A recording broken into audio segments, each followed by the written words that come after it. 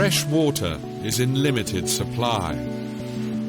It's a resource worth protecting and a prerequisite for progress, development, and a healthy environment.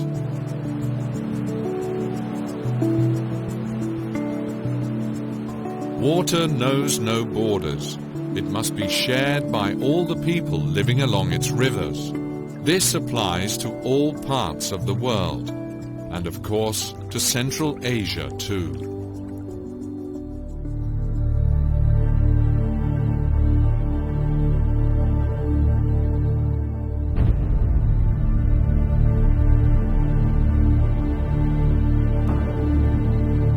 Surrounded by Russia, China, Afghanistan, Iran and the Caucasus, Central Asia has a unique strategic significance.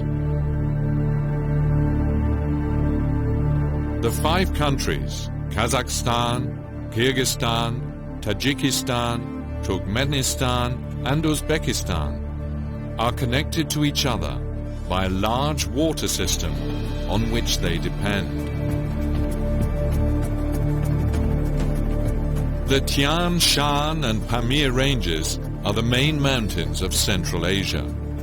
Rising up to 7,500 meters, their summits, covered with thick ice crusts, are among the highest on Earth. Enormous glaciers flow slowly through the high valleys. Some are several hundred meters thick. It is a hostile and dangerous zone that can be reached only with great difficulty. These glaciers contain many cubic kilometers of ice. They act as Central Asia's water storage. Up here in the mountains of the Tian Shan, you see glaciers at an altitude of about 4,000 meters. The scenery is breathtaking. Here begins our journey from the glaciers to the deltas. Join us on this journey that will take us weeks and months to explore thousands of kilometers along the great Amur Darya and Sur Darya rivers.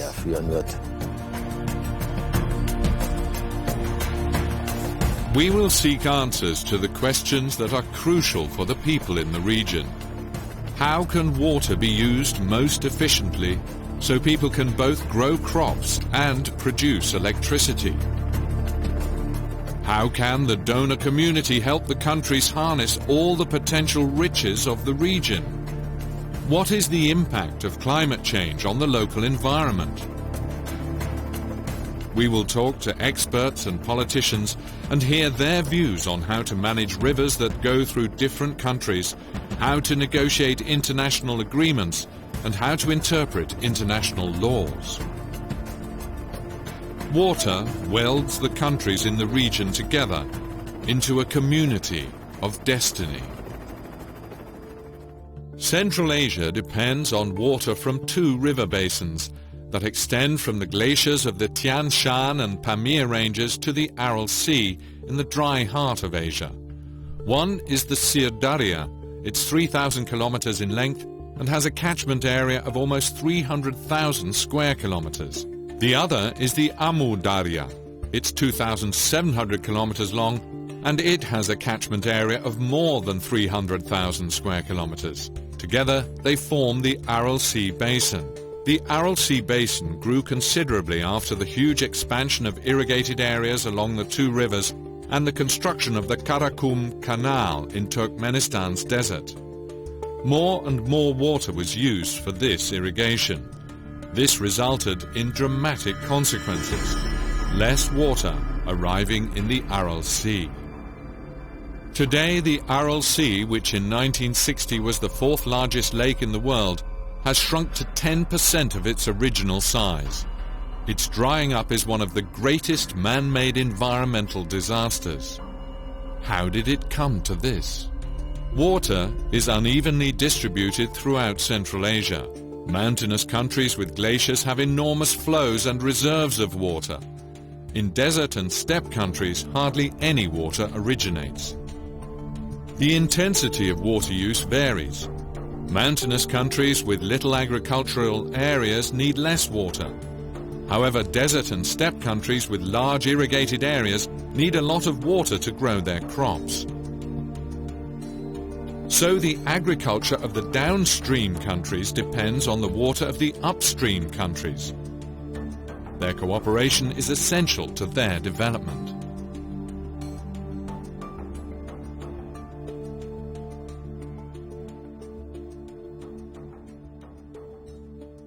The situation in Central Asia and water management issues are definitely the top priority and should be the top priority.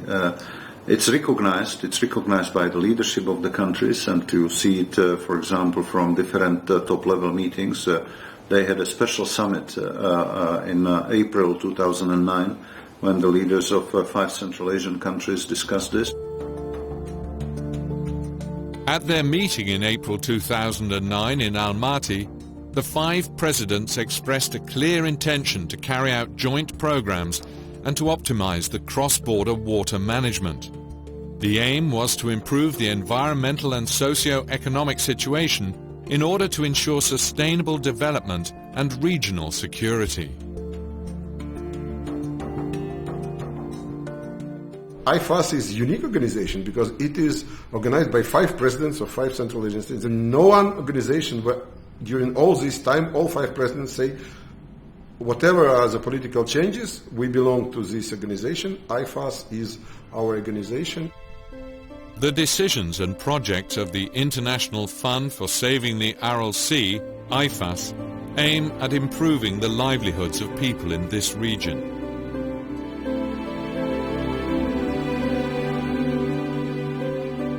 Our journey takes us from the glaciers of the Tian Shan to the Son Kul, the second largest lake in Kyrgyzstan. Here it is lonely. The horizon spreads infinitely. You feel closer to heaven than to earth. The Son Kul is one of the sources of the Sir Darya.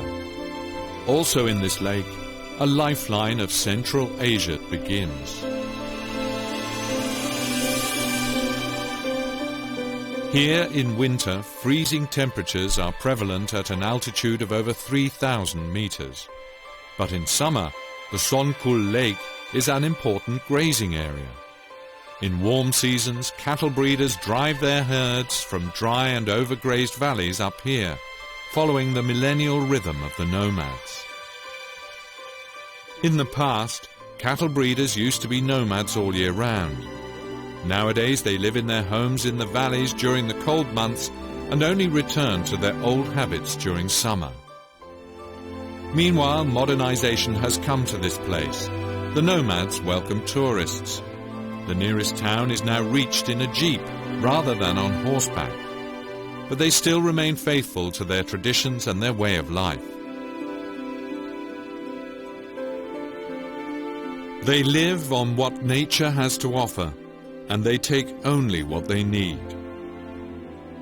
The nomads have learnt how to be content and adaptable. Just as they did centuries ago, they still travel across the vast plains and along the rivers. They always look for the best pastures and places that have water.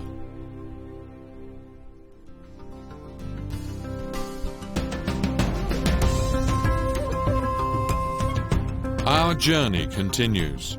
We are traveling from the wide Son Kul plateau down to the valley, following the water. The highlands are a herbal paradise. Chamomile, sage, lichen, monkshood, and ginseng. Many of them are valued as medicinal herbs. In spring, countless flowers that vanished long ago in other areas bloom here. Kyrgyzstan is a natural paradise that is waiting to be discovered.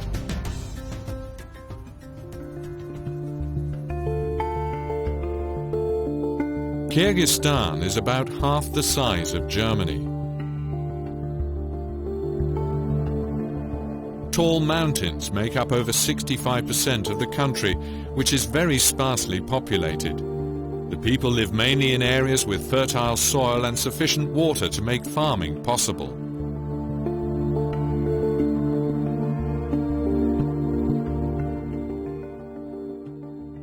Kyrgyzstan's capital, Bishkek, has nearly 1 million inhabitants.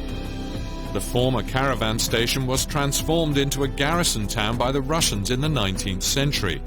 Its fertile black soil attracted farmers even from distant Europe. Bishkek is a vibrant modern city with wide boulevards and magnificent buildings of grand Soviet design. Numerous trees growing along the streets offer shade during the hot summer days.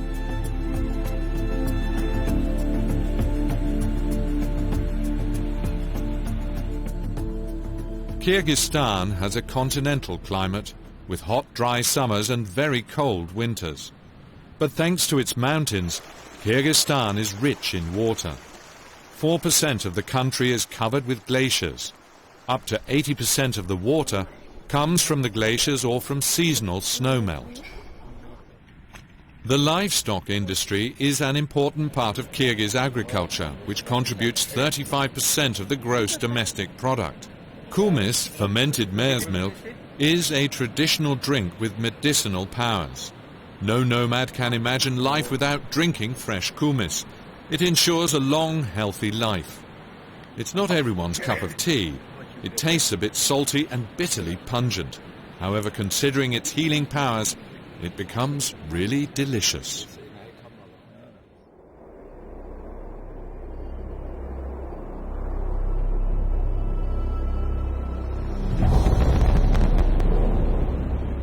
In the mountains above Lake Isikkul, the Kumtor gold mine is located at 4,000 meters. It was developed in 1997. The gold-bearing rock is mined under extreme conditions in an open pit. Kumtor is one of the world's most productive gold mines. In addition to the huge water resources, it is the economic backbone of Kyrgyzstan.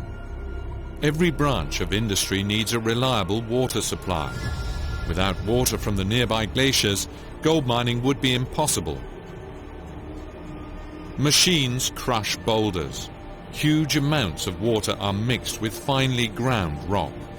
Gold in this mud is separated from its host rock. It is a costly and energy-intensive process. About 2,000 miners work day and night in the Kumtor mine.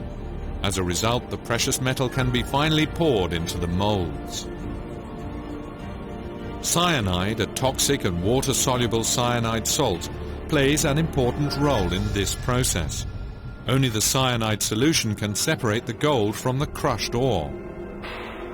After being processed, the remaining brown mud is pumped into numerous settling ponds on the mine site.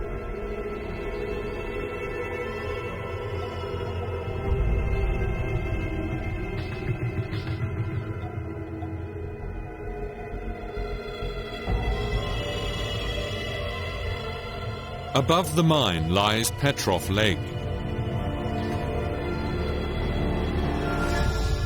Experts are concerned that the lake, once a reliable water reservoir for gold extraction, has become a threat to the mine.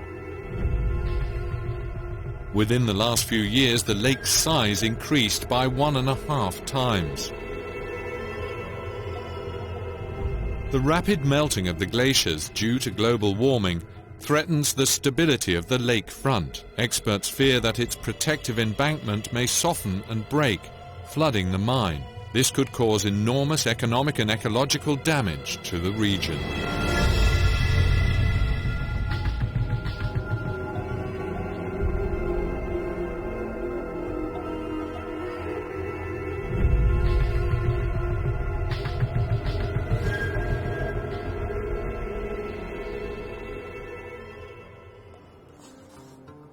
The farmers in these mountain regions have been living along the riverbanks for centuries. They live on and with water. It is the foundation of their existence. We are in Tajikistan, on our way to Dashti Oburdan in the Zarafshan Valley. It is a remote, arid, mountainous region, but people have adapted to its harsh conditions and they know how to deal with the precious water. Situated high above steep banks of the Zarafshan River, Dashti Obordan makes its living by agriculture. Even the smallest piece of land in this stone desert has been transformed into a fertile oasis. Canals and pipelines run through the village. They bring water to every house. The sophisticated distribution system is centuries old, simple yet reliable. Today, however, water is essential not only for agriculture. Water is an important source of energy as well. We are on the road to a construction site of a hydroelectric power plant near the village. After the collapse of the Soviet Union, the energy infrastructure in remote mountain regions of the country faced difficulties. It resulted in unreliable electricity supply. A solution to this problem lies in small local power plants. With the help of the German Gesellschaft für internationale Zusammenarbeit, GIZ, a small hydro power plant is being built in Dashti Obordan. Construction workers built canals to direct water from a small tributary of the Zerafshan to a turbine. The work had to be done with shovels and pickaxes. Manual labor is cheaper than machine work because the cost of transporting heavy equipment here is so high.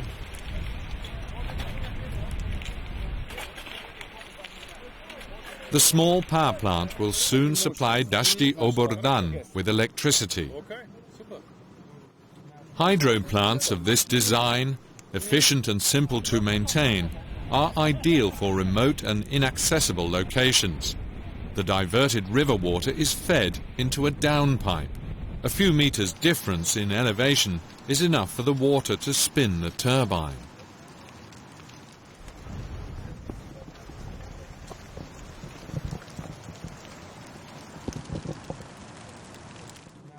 This gives Dashti Obordan a chance to reconnect to modern times.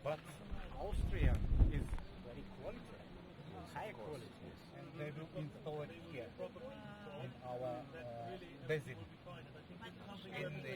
First of all, it is necessary for the pupils, for our schools, for our hospitals. And at the hospitals, we can use modern medical systems for the keeping the health of our people. At schools, the pupils will learn during the day to work on computer and new technical systems. The population can use all kind of electricity for their life, necessary for their life. We are here again, in the village school of Dashti Obordan. The school is equipped with only bare necessities. Once the small electric plant powers the school, modern equipment like computers can be purchased for the classes. The education will be better. Perhaps some of the students will get a chance to study at a university in a city.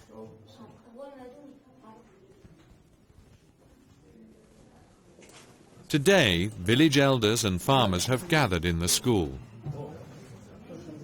Everyone should understand why electricity is so important to their village. It's not just about a better education for the children.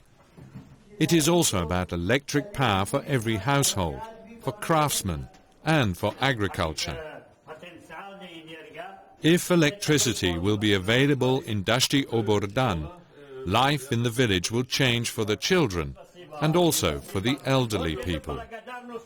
With hydropower, the people in the mountain region will create a better place for future generations. Our journey continues. The next stop is Dushanbe, the capital of Tajikistan. On a new road built by the Chinese, we have to frequently stop because of heavy traffic.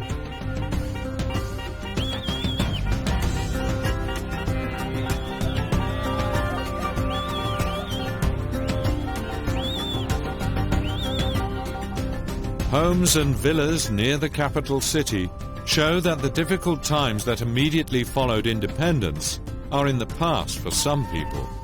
Here, prosperity is not so rare anymore.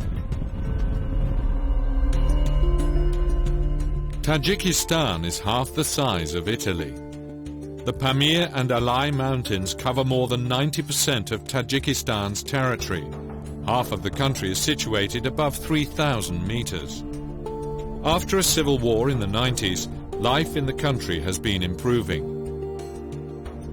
The capital city welcomes its visitors in a friendly and cosmopolitan atmosphere. Dushanbe is the administrative, cultural and industrial center of the country. There are numerous construction sites that are visible throughout the city. Monuments and statues symbolize not only the economic growth, but also celebrate the city's rich cultural heritage. Tajikistan is rich in water resources. More than 25,000 rivers flow across the country. We can see clearly from the plain the enormous potential of the country's water resources. This already became obvious in Soviet times. Not far from Dushanbe, the capital, a massive concrete wall sits across the Vaksh River embankment. It is the Nurek Dam, and from bottom to top it measures 300 meters. It is the tallest dam in the world. In the mountainous Tajikistan, electricity generation using water is a great national task. Water and hydropower are key factors for Tajikistan's way into the future. It took 20 years to build, and it has stored the water of the Vaksh River since 1980. Nurek is only one component of a large national power plant grid. The Tajik government is committed to continuing the Soviet-era program of building numerous hydro plants across the country, so every river can be used to its full potential.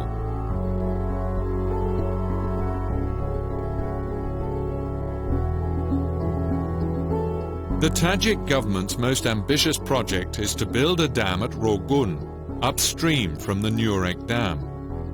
The Rogun Dam would produce 3,600 megawatts of energy in the future.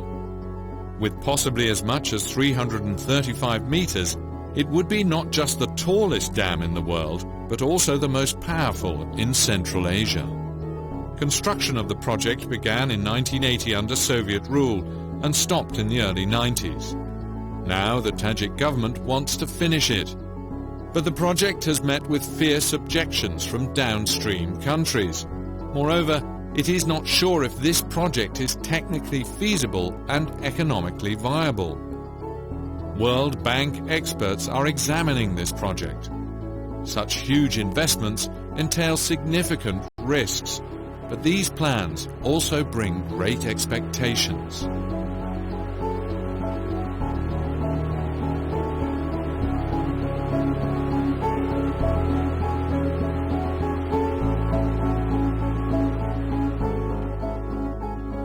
Hydropower is an important source of energy. Central Asia has enough rivers to supply the region with electricity.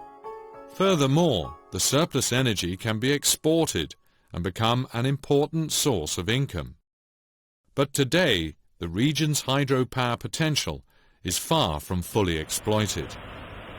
However, increasing reliance of the Central Asian countries on hydroelectric power has consequences.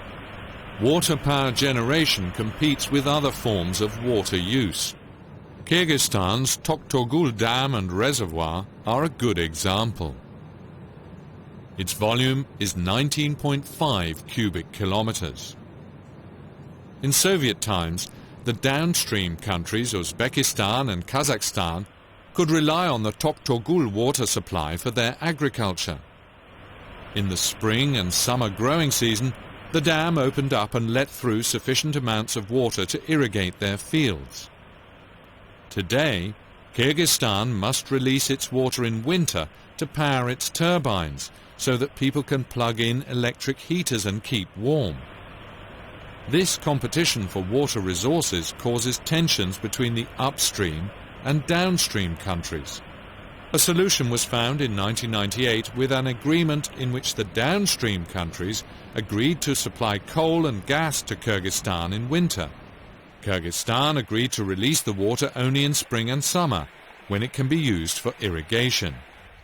Unfortunately, this agreement lasted only a few years. Water and energy enable people to have a better life. This requires joint efforts supported both by all countries in the region and by the international community. Central Asia and Afghanistan have energy resources that many other countries and regions in the world would love to have. And Central Asia and Afghanistan are exploiting those resources and making a better world for their people. Participants of this meeting in Ashgabat, Turkmenistan's capital, in August 2011, discussed issues of regional use of water resources and energy trade in the future with Afghanistan's participation.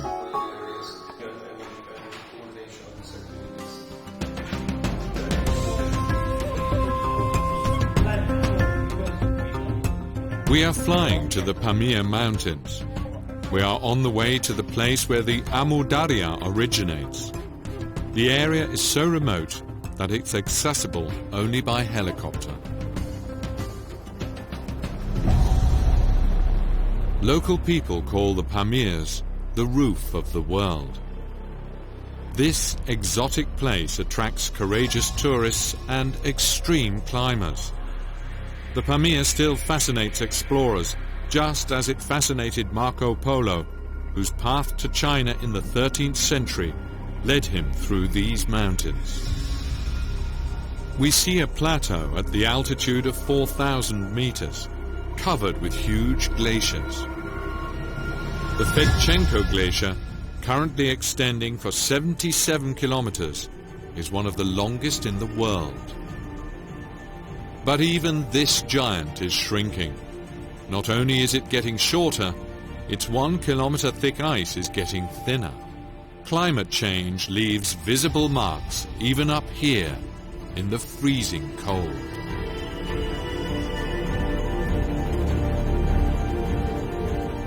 In recent decades, the Fedchenko Glacier decreased by hundreds of meters.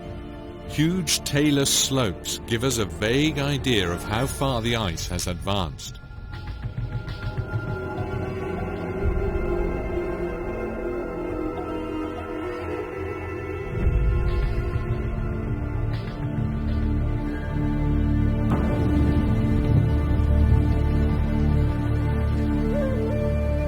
The increasing glacier melt in almost all mountain regions of the world is caused by global warming.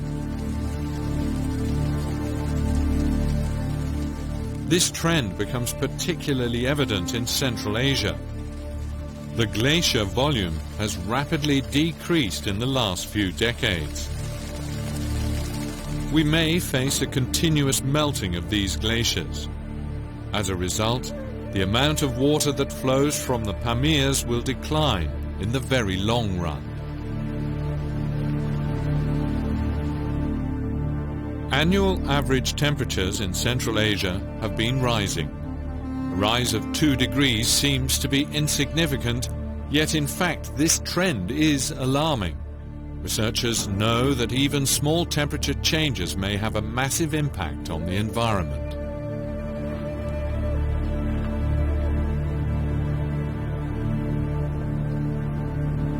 The consequences of climate change are already evident. We can expect larger amounts of meltwater for a shorter period of time. However, this is not a positive trend.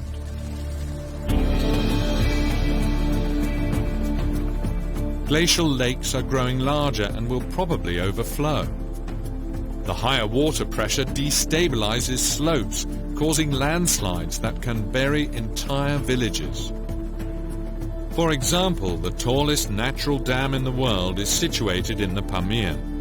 After an earthquake in 1911, a slope slid down into the valley where the Murghab River flowed, burying the village of Osoy.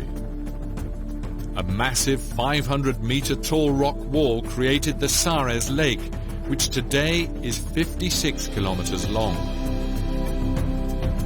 Most experts consider the dam condition to be safe, but given local seismic activity and glacier melt, slopes above the dam may become unstable and fall into the lake, sending water over the top. A collapse of the natural dam of the Sares Lake would be disastrous for people on the banks of rivers in Central Asia. Not far from the Sares Lake, we are flying over Horukh, the capital of Tajikistan's Gorno-Badakhshan Autonomous Province. Horukh, the most important town in the Pamirs, is situated at the confluence of the Gund and Panj rivers, two tributaries of the Amu Darya. The Panj forms a natural border, hundreds of kilometers long, between Afghanistan and Tajikistan. Some of the Amu Darya water originates in Afghanistan. That's why that country will play an increasingly important role in future water management plans.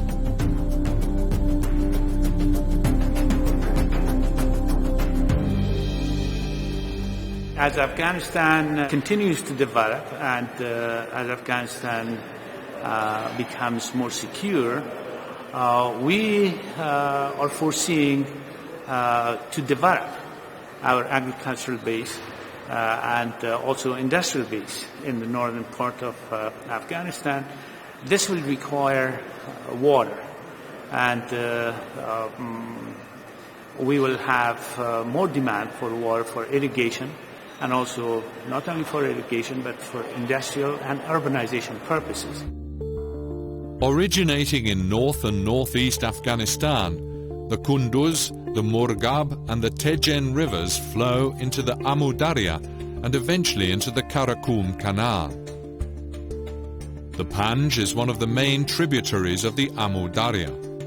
Therefore, it is very important to involve Afghanistan in the future negotiations and the planning process.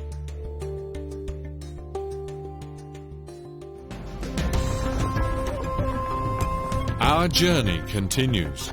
Our destination is the junction of Tajikistan, Uzbekistan and Kyrgyzstan. Away from the few main roads, you need a jeep to get around. The boundaries between the three countries are extremely complicated. Sometimes they follow contours of the land, while at other times they respect the ethnicity of the residents. There are several exclaves, like islands on foreign soil.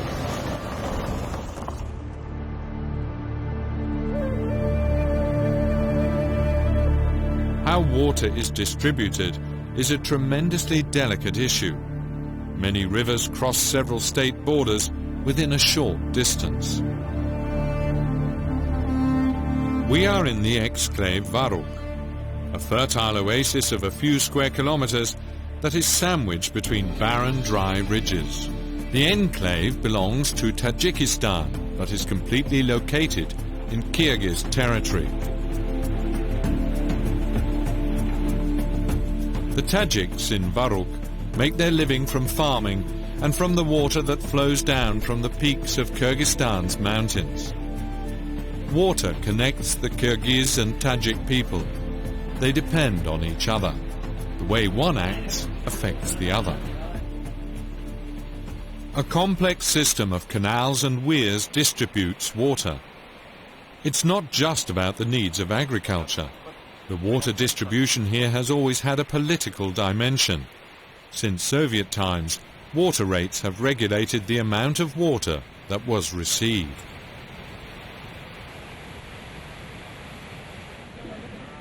Tajikistan and Kyrgyzstan should remain in dialogue with each other at the local level.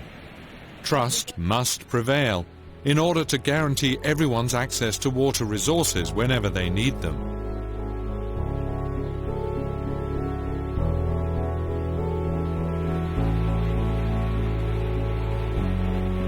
Hundreds of kilometers away from its glacial sources, water leaves the mountains and flows slowly towards the Fergana Valley. Where there is no water, Central Asia's landscape is defined by the desert climate. Numerous canals bring water to the plains and distribute it throughout the places where people want to reclaim steppe land for agricultural use in the future, and where farming has been practiced for centuries. With the help of the German Gesellschaft für internationale Zusammenarbeit, GIZ, a new high-accuracy water level measurement system is used here, on the edge of the Fergana Valley near the Kyrgyz town of Batken.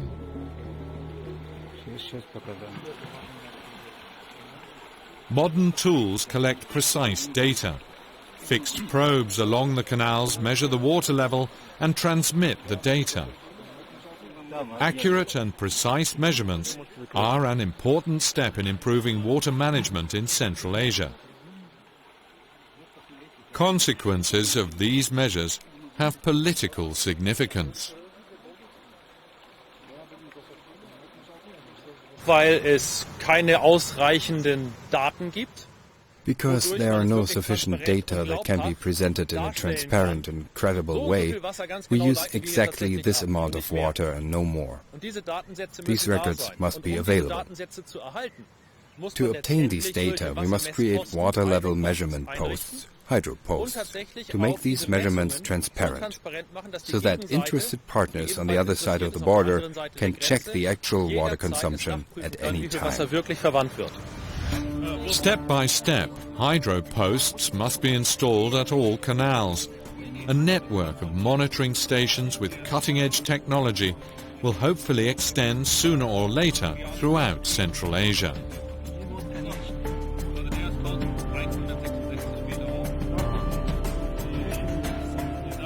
All data will be analyzed in an office of the Program for Transboundary Water Management in Central Asia. The German government wants to support the transboundary cooperation in Central Asia by its Berlin Process initiative. For this reason, the German Gesellschaft für internationale Zusammenarbeit and the government of Kyrgyzstan jointly run this office. As long as we are talking about water resources that cross international boundaries, no single state is an owner of these water resources. A typical transboundary water resource situation must be viewed from the perspective of established principles and rules of international law that govern transboundary water courses or transboundary aquifers. And current international law rejects the idea of either absolute sovereignty or absolute territorial integrity. Once it arrives on the territory of a state, water cannot be used at discretion. Local organizations ensure a responsible and fair distribution of water. The new digital measurement system supports the work of water user associations, like this one here in Kyrgyzstan. Local water users associations in the Fergana Valley and throughout Central Asia are crucial because they regulate local distribution of water. They are democratically organized. All farmers who are members of the association have a say. They make efforts to find solutions to disputes, keep in touch with authorities and politicians, collect fees, and take care of the maintenance of the canals. The work of the water users associations ensures that water reaches the fields.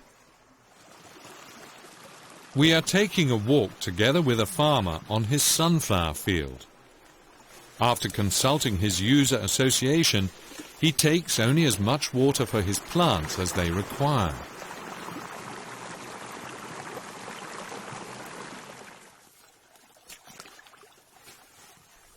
He pays a small fee for this. He does not pay directly for the water, rather for the water supply service provided by the Water Users Association.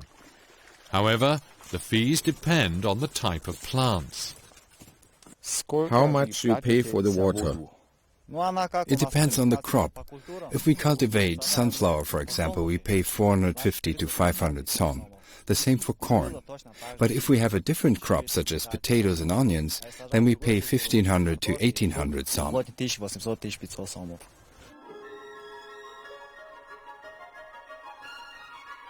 For centuries, the vast Fergana Valley, surrounded by tall mountains, has been used for agriculture.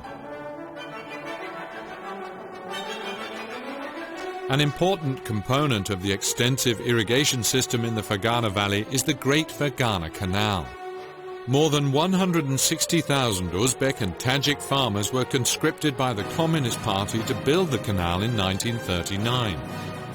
No construction machines were available, so the 270-kilometer-long canal was built with simple tools and bare hands in only 45 days. It was really a pharaonic project. According to the Soviet ideology, humans had to conquer and tame nature at any cost. The Fergana Canal played a crucial role in agricultural development of the region. The valley is the breadbasket of Central Asia.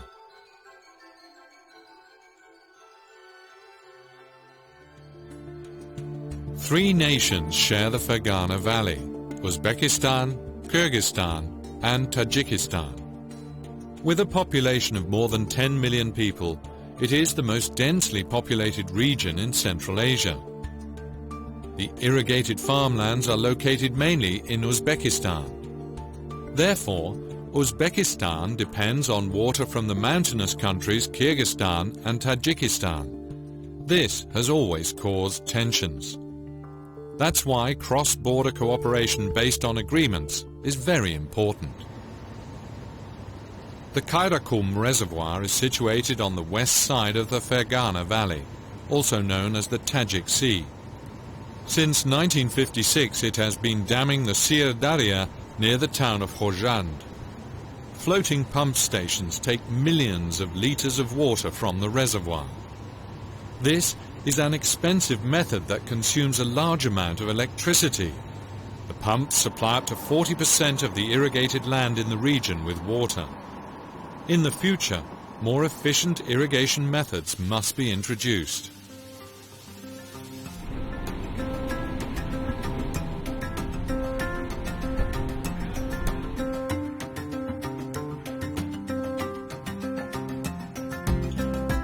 A simple system of small canals and embankments delivers water to the fields in precise amounts.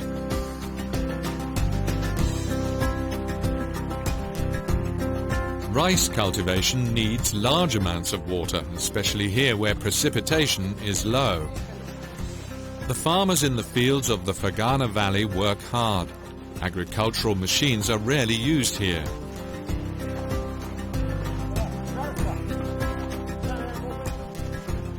Even though the local agriculture still has a very traditional character, the valley is a lush breadbasket.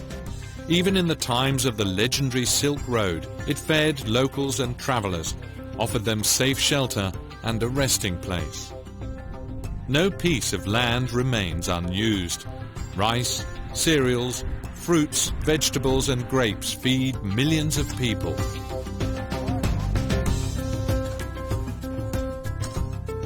Cotton, the white gold of Central Asia, also grows here. Soon the small plants will yield a rich harvest that is in great demand worldwide.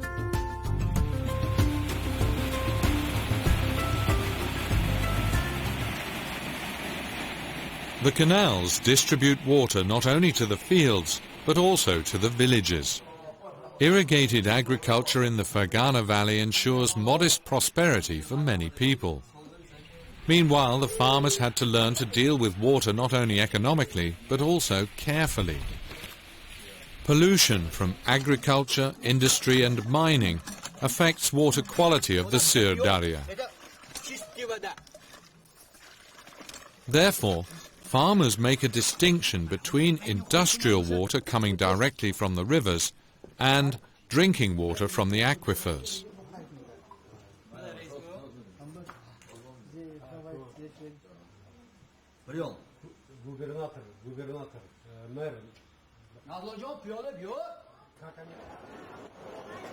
On the huge Panchambe Bazaar in Khojand, farmers sell their goods. The bazaar boasts a wide range of products produced by farmers in the Fergana Valley. There is also fish from the Sir Darya and the nearby Karakum Reservoir. Every day, women bring fresh or smoked fish to the bazaar.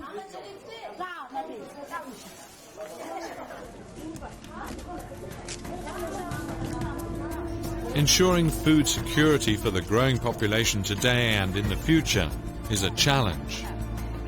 For Central Asia is young. Millions of young people will be shaping the future of their countries. High population growth rates in many Central Asian countries increase the pressure on farmland. The consequence of this is a steady increase in water use in recent decades.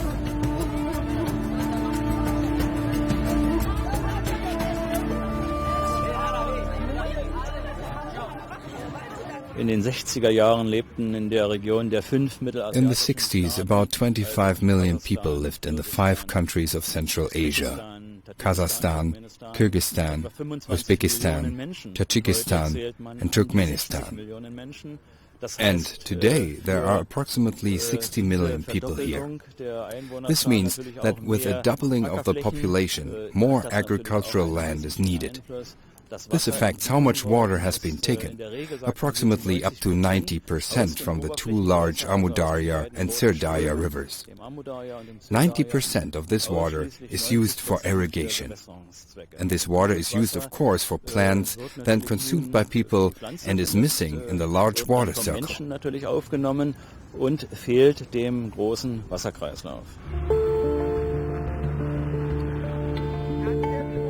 We are leaving the Fergana Valley.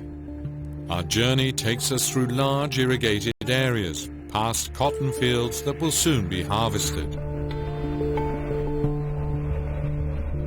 We are crossing the Sir Darya River that is still strong and full-flowing here in its middle reaches.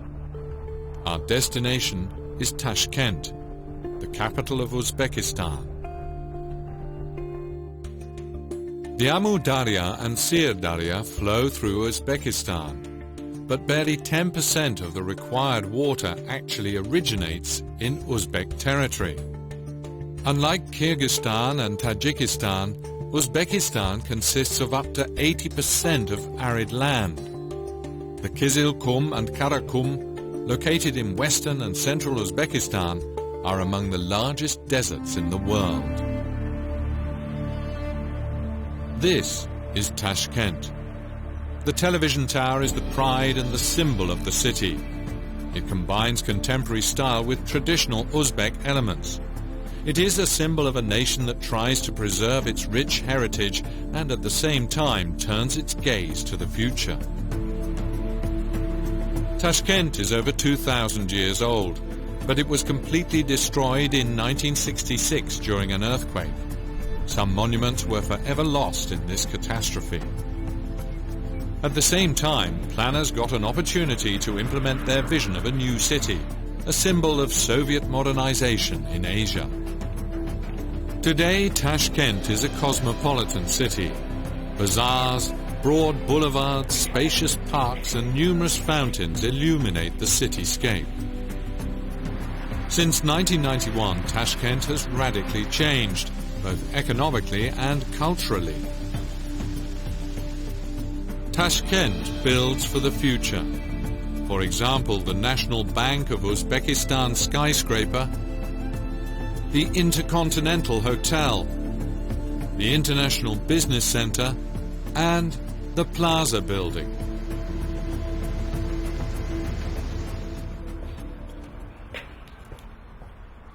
In Tashkent, we are visiting the office of the Water Basin Organization, the BVO, that manages the Sir Darya water resources in Uzbekistan. Our task is to supply stable water. Also here, a data collection system has been implemented in recent years. It should improve the distribution and the use of water. There are many kinds of data about levels, discharge, volumes of reservoirs. We have own data, about 400 points. We control 400 points on the river about water discharge and water level.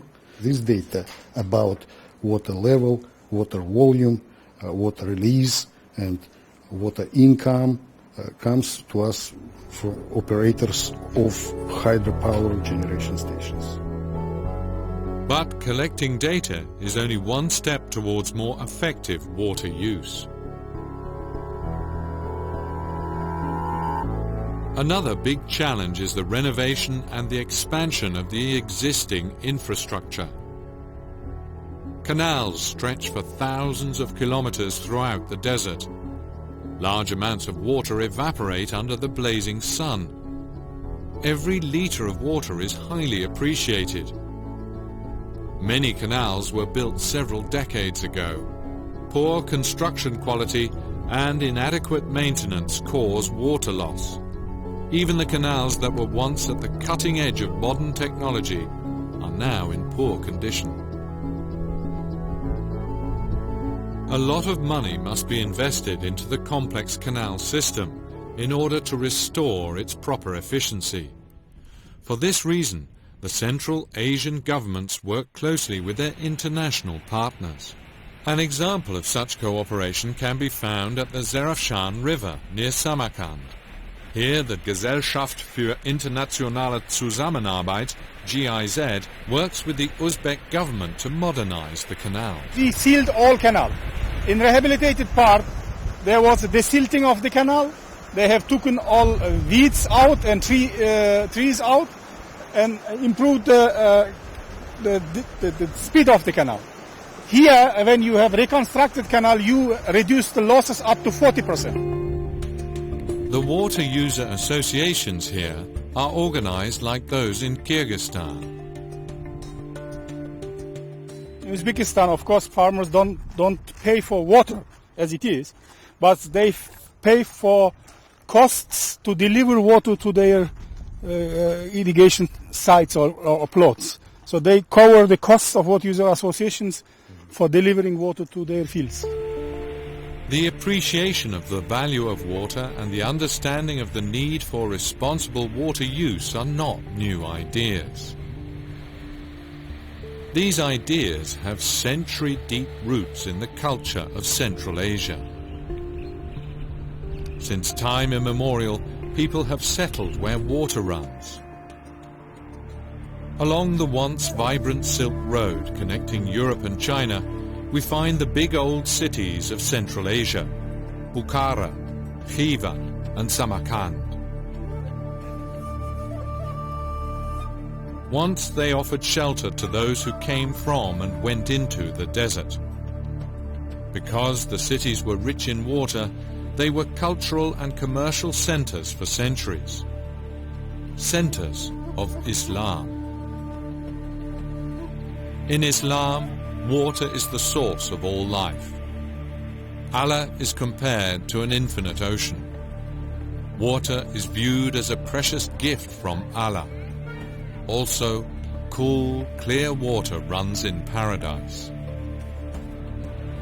Therefore, water must be shared and must be available to everyone. Water is the source of civilization.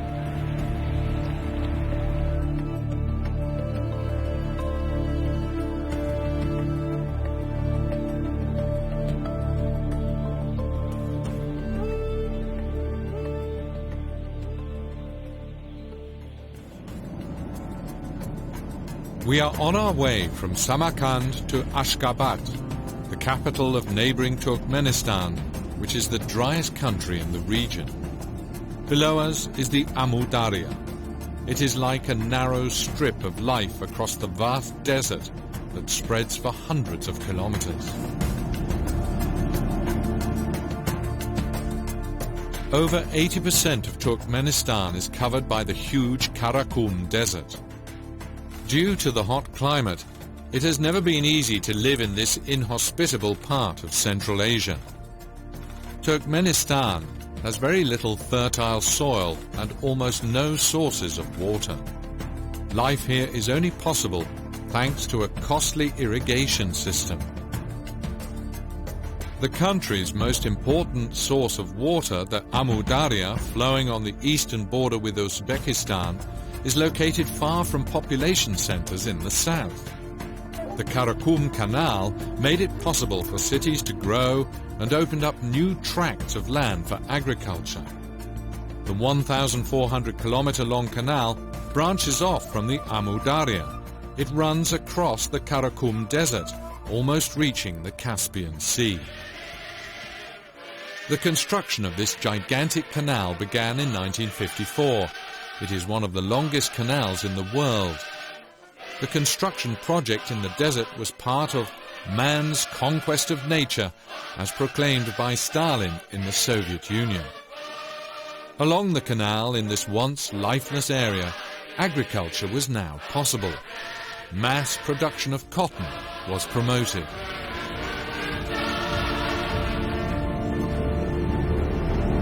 The canal derives a huge amount of water from the Amu Darya. Central Asia's great river loses up to half its water to the Karakum Canal. Some just drains away in the sandy bottom of the canal. But the expression "the desert blooms" is more than a metaphor in Turkmenistan. The capital city, Ashgabat, is expanding. It keeps on wresting new land from the desert for construction projects.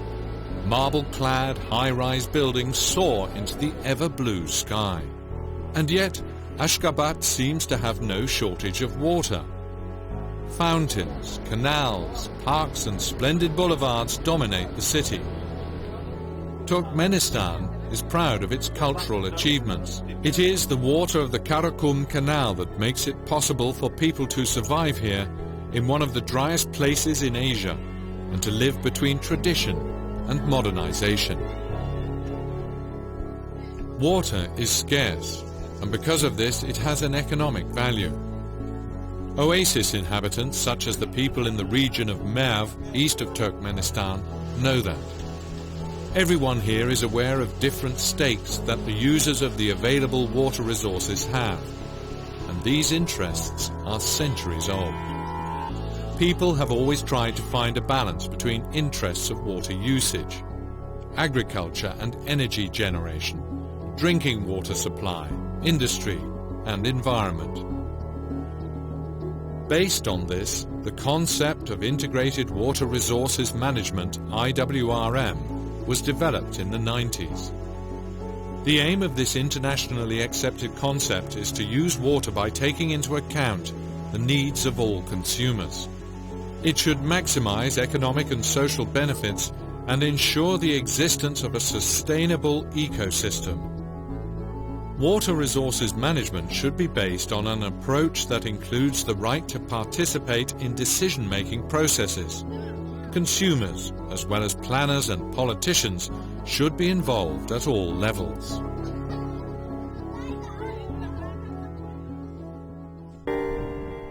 Converting the desert into productive agricultural land is a big challenge. Throughout Central Asia, the problems are obvious. Improper irrigation methods cause soil salinization as the salt in the earth is brought to the surface by the water. Once arable land becomes infertile again. Fresh water washes salts, pesticides and insecticides out of agricultural land. But after that, the contaminated water cannot be used anymore. In fact, it pollutes rivers and lakes. Hundreds of kilometers of canals carry this salty water to reservoirs in the desert. By using simple yet very effective methods, people try to stop the desert from growing any further. Drip irrigation provides an economical and efficient use of water. Durable local tree species such as the haloxylon are systematically planted to stabilize the soil.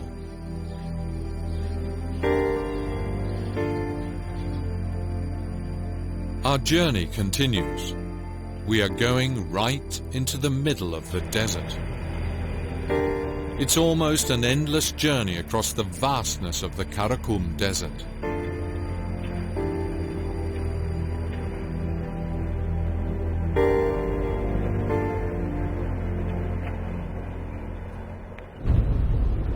But suddenly, in the middle of nowhere, the soil begins to glow. A fire abyss is opening. This is the Darvaza gas crater. The crater has been burning for over 40 years. Natural gas comes from inside the earth and keeps the huge flames blazing constantly. Turkmenistan's gas reserves are among the largest in the world. Oil and gas will secure the country's future for many generations.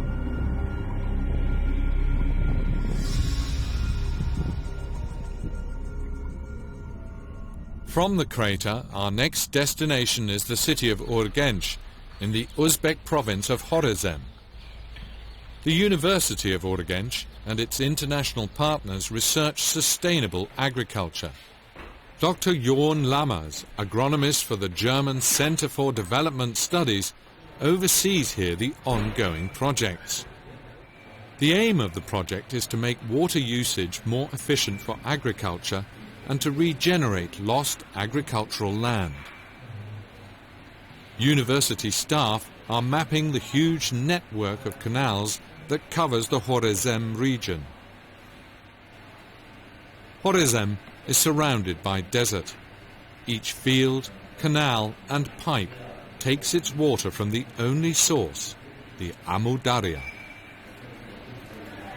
So this is a graphical representation of the irrigation and drainage channels as you can find them at present in the Khorizm region, in which we have created together with our GIS lab and people from the national authorities. And it shows this very high density of channels in the Khorizm region. Just for getting some numbers, in total there are about 13,000 kilometers of channels in total length for an area of 270,000 hectares, and again about 7 to 8,000 kilometers of drainage channels.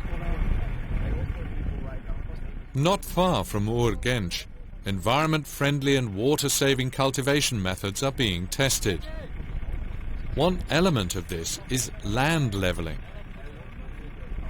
Using laser measurements and field graders, fields are leveled with a precision of a few centimeters. Whether the fields are flat or uneven makes a big difference for plants that need plenty of water. In order to be completely covered by water, uneven fields require larger amounts of water. Aligned fields, however, can be watered sparingly. Another important element is the concept of preserving farming methods. And we are standing here in front of an experiment of 7 hectares, so operational site experiment, where we test. On the left hand you can see conventional, how farmers at present in Uzbekistan cultivate cotton, and on this part of the field you can see conservation agricultural practices. The preserving farming methods are based on 3 principles. The soil should be treated in a gentle way. For this reason the use of machines is minimized. With the green manuring method, plant residues remain in the fields. That enriches the soil with nutrients and saves labor. Finally, it is very important to focus more on crop rotation rather than on monoculture crops. Which allows us not only to demonstrate farmers, look, this is the difference, what you can see, but of course we can also afterwards calculate from how much yield you get more and what treatment, what combination of activities brings the most. Inefficient and unsustainable farming practices destroy the soil and turn the field into barren ground.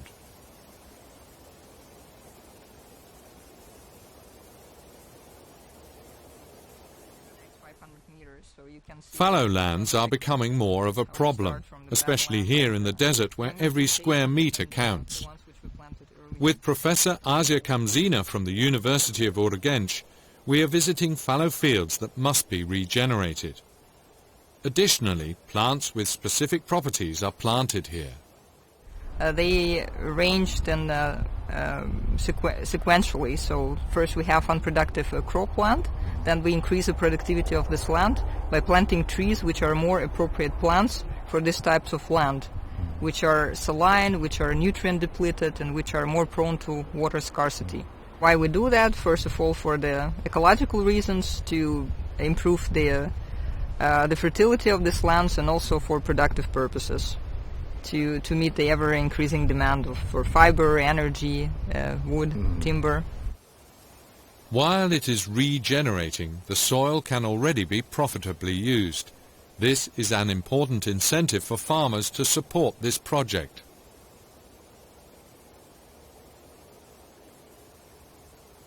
Also, by mixing different tree species, you are able to diversify the risks. Because if one of the species is attacked by the pest, you still can have benefits from the other tree species. Here, productive land will soon be available to the farmers. Instead of undergoing an expensive process of reclaiming agricultural land from the desert, already existing fields can be reused.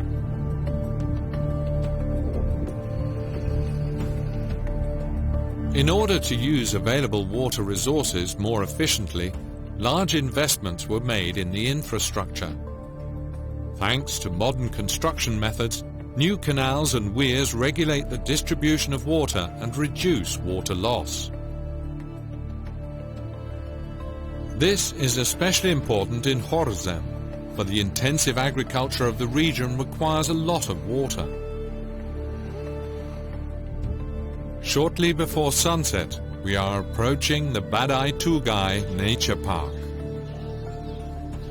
The diverse fauna and flora of regions along the Amudarya and Sirdarya have been destroyed by agricultural land. Today, original floodplains can be found in few places. One of these places are the Tugay Woods here on the banks of the Amudarya. The Tugay Woods have one of the highest biodiversity in Central Asia. Here there are pheasants, Bactrian deer and jungle cats. It is a natural oasis in the middle of the desert. The government has declared the remaining Tugay Woods a nature reserve. From here, the Amudarya flows towards the Aral Sea. On its way there, the trail of the powerful river gets lost in its vast delta and among huge irrigated areas. The amount of water decreases as it reaches the Aral Sea.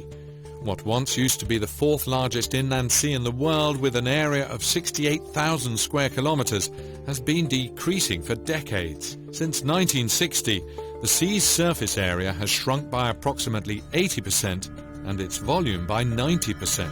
The Aral Sea split into numerous little lakes. Today, former port cities lie many kilometers away from the water. Like Moynak. This local sign remains witness to the past wealth and confidence of the town. Moynak used to be Uzbekistan's only port town. Today the shore of the Aral Sea lies more than 150 kilometers away from here.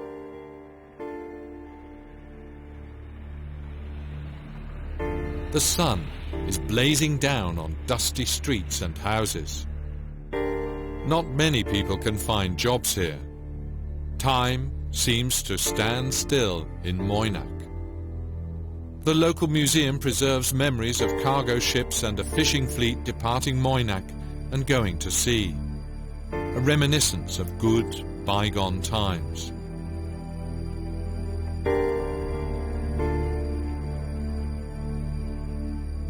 In the past, the fish factory delivered over 22 million cans to all regions of the Soviet Union annually.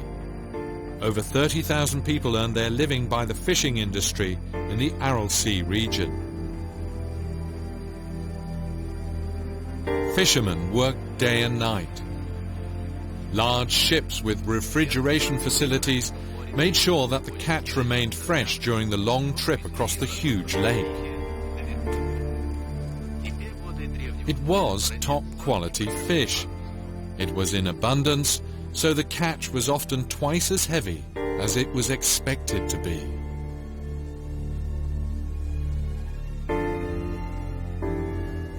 Thanks to its rich flora and fauna, tourists enjoyed this place as a nature paradise. There were beaches along the seashore, and vacationers came here from all parts of the Soviet Union. Today, one cannot watch the waves of the Aral Sea from the old pier of the former port anymore. Here, the Aral Sea is a dead land, desert and steppe. On the dry bed of the former lake lie the rusting hulls of fishing boats and freighters. Most plants and animals have disappeared. The unique ecosystem that once attracted tourists to the Aral Sea is destroyed. The fish industry no longer exists. Many people's livelihoods were destroyed. Thousands lost hope and work. We meet Boltabek Trutanbayev. He used to work at the fish factory in Moynak and recalls the old days. Раньше, когда рыбы много было, рыба здесь было 5 рыбзаводов было. In the past, when we still had fish, there were 5 fish factories here. Canned fish was produced here. Our canned fish was sold abroad. Even Germany, Romania, Czechoslovakia and Bulgaria bought our products because our fish tasted very good. ПТС так называется, ПТС. Ездил прямо ровно 24 часа и в Аральском мы были. Yes, there was ship transport. We had passenger ships. A ship trip to Aralsk took exactly 24 hours. I had my family there. Relatives of my father, my mother, my uncle lived there. I often spent my holidays there visiting wedding parties. There we also went by plane, but in case of bad weather, we took a passenger ship. In the evening we took a boat, and the next night we arrived in Aralsk. We had a good beach. 1 kilometer from here there was a very good beach with soft sand, better than anywhere else. I was in Yalta. Yalta has lots of stones. Do you know what I mean? Anyway, we have soft, hard sand here. People came here to relax. Песок горячий. Да, лежали, отдыхали, приезжали.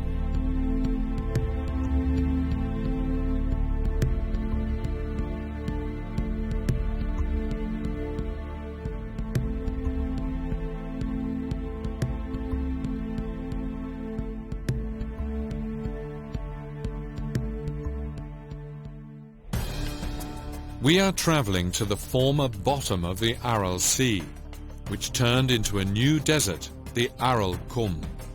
With the shrinking of the lake, an important factor in climate regulation in Central Asia disappears too.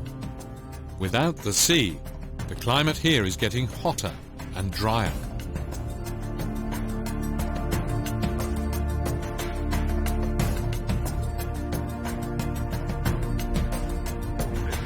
However, some people have recently returned to this place. In some parts of the dry lake bed, exploration for oil and natural gas has begun, with success. Mainly economic considerations will shape the future of the Aral Sea.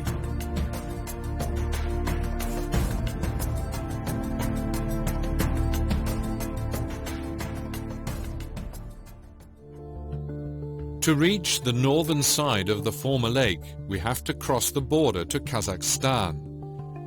Kazakhstan is the largest country in Central Asia.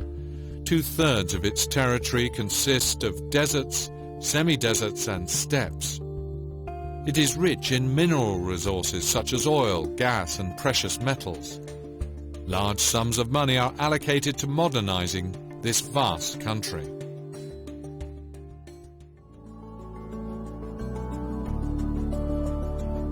In 1997, Astana was established as the new capital of Kazakhstan, a symbol of an ambitious country on the rise. Almost all its large buildings were built after Astana became the capital. Nearly 1 million people live in this futuristic city. Astana is sometimes called the Dubai of the steppe. World-famous architects like Sir Norman Foster and Kishore Kurokawa got a chance to build here.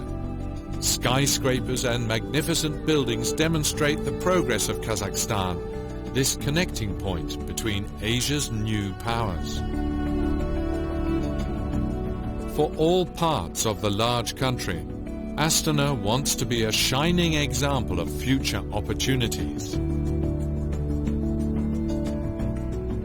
Not all regions of Kazakhstan have yet benefited in the same way from new opportunities.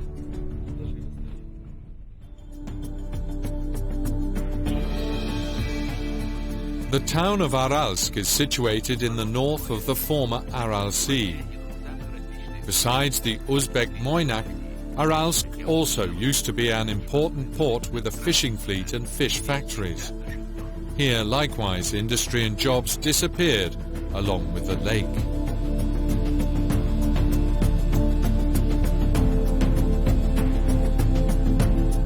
Many people left the town. Its problems are obvious. Besides all the consequences of the Aral Sea tragedy, there are some signs of slow recovery. Aralsk is changing. Recently, a lot of money has been invested in new playgrounds, kindergartens and schools. There are also investments in education. Children are the future. The new generation is also fully aware of the importance of water resources.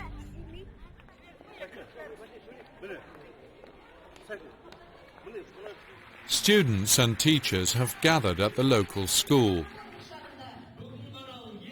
The International Fund for Saving the Aral Sea organized a drawing contest. Children should depict their visions of the past and the present life at the Aral Sea and their future. The artworks convey a message of value of each drop of water. They picture hope for the return of the sea. The students take this assignment seriously.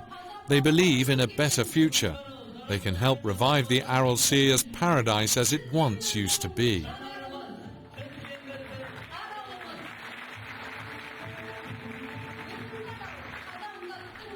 National and international partners should view the confidence and hope of the new generation as commitment to work together to solve the water problem.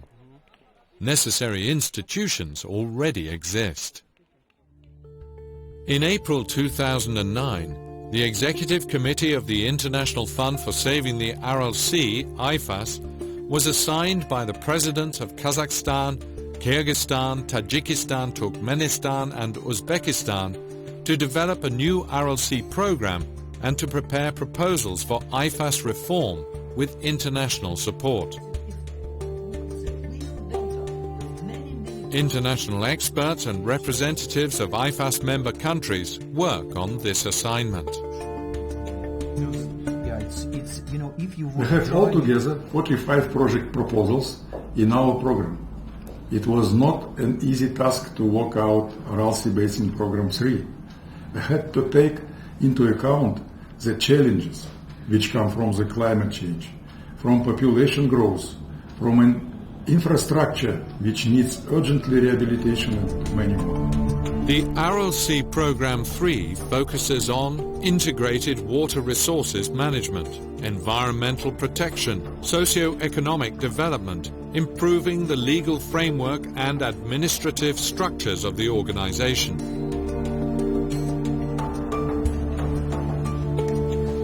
The cooperation with the international donor community has great significance. Representatives of the United Nations, USAID, the Swiss Agency for Development and Cooperation, and the German Gesellschaft für internationale Zusammenarbeit regularly have consultations to support regional cooperation.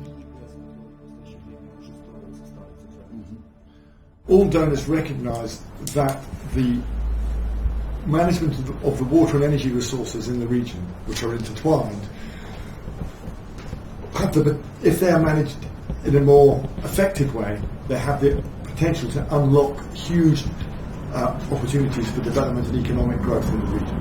Everybody understands this. Regional cooperation in the field of water is pretty much an unfinished business. There is still a lot of wastage of water. Water could be used much more efficiently. So this is the ambition of the different projects which we are supporting to implement integrated water resources management principles. In December 2010, the Aral Sea Programme 3 was presented by EC IFAS to government representatives, NGOs, national and international organizations. It is the final part of our journey. We are flying to the North Aral Sea in Kazakhstan. The Aral Dam is below us. Since 2005, the 13-kilometer-long dam has collected water in the northern Aral Sea. This important project was funded by the World Bank. This proves that right steps are taken to save the northern part of the Aral Sea. For example, in 2010, so much water flowed down the Sir Darya River into the northern part of the Aral Sea that large quantities of it had to be released into the southern part. From the fishing village of Tastubek, fishermen go out to the sea once again. With the recovery of nature, people return to the lifestyles they had lost many years ago. The earlier critical water salinity decreased. Water became much clearer, and fish stocks grow each year. Fishermen in boats returned with their rich catch. Carp, pike, flounder, pike perch, and nearly 24 other species are again at home in the sea. Meanwhile, the small Aral Sea now covers a surface of 3,000 square kilometers. The government of Kazakhstan plans to raise the existing dam or build another one. Possibly one day, water will return to the old port town of Aralsk. Finally, we reached the Aral Sea. This is the end of our journey from the glaciers to the deltas. We traveled thousands of kilometers by car and by plane. We attended conferences and seminars in all Central Asian countries. We had many people with whom we could discuss the issues of the use of water. And it all became clear. The water of the Amur Darya and Sirdarya is scarce. The best possible use has to be made of it. How is this possible? Regional cooperation is the key. We have found answers to our questions. One thing is certain. The climate change in Central Asia will not stop. Glaciers are retreating. Countries need to develop strategies for adaptation and mitigation of climate changes. Actions of one country have an impact on other countries along the river. Most of the experts say that the region has enough water, but it is unevenly distributed. Water should be used more effectively and efficiently, and principles of integrated water resources management should be implemented. At the regional level, Tajikistan, Uzbekistan, Afghanistan, Turkmenistan, Kyrgyzstan and Kazakhstan should work together to develop a clear vision in order to solve the problems in the region. The Aral Sea Programme 3 is a step in this direction. The big, intertwined water and energy problems can be solved only by joint efforts. We need agreements based on international experience, which are respected. Countries should build mutual trust. Reliability is the goal. Existing UN conventions could be used as a basis for cross-border water management. The Berlin process can also make its contribution. The international donor community stands ready to support regional cooperation. In the end, It is all about a peaceful and better future that we can share.